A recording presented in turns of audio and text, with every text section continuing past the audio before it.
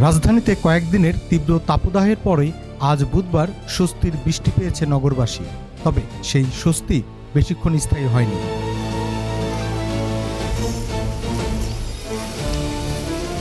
মাত্র 1 ঘন্টার বৃষ্টিতেই রাজধানীর বাড্ডাসহ বিভিন্ন এলাকায় সৃষ্টি হয়েছে জলাবদ্ধতা। রাস্তায় হাঁটু সমান পানি জমে যাওয়ায় চরম ভোগান্তিতে পড়েছেন সাধারণ মানুষ।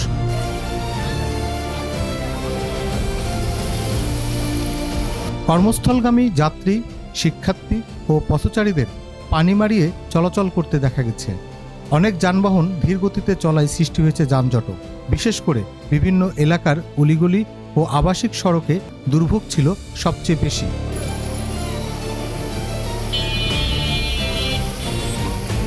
স্থানীয়দের অভিযোগ, পর্যাপ্ত ড্রেনেজ ব্যবস্থা না থাকা এবং নালা নর্দমা নিয়মিত পরিষ্কার না করার কারণে সামান্য বৃষ্টিতেই পানি জমে যায়।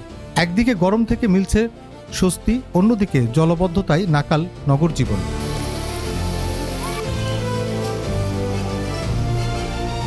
রাজধানীর বাসিন্দারা বলছেন, টেকসই ড্রেনেজ ব্যবস্থার উন্নয়ন না হলে প্রতি বর্ষাতেই তাদের এমন দুর্ভোগ পোহাতে হবে।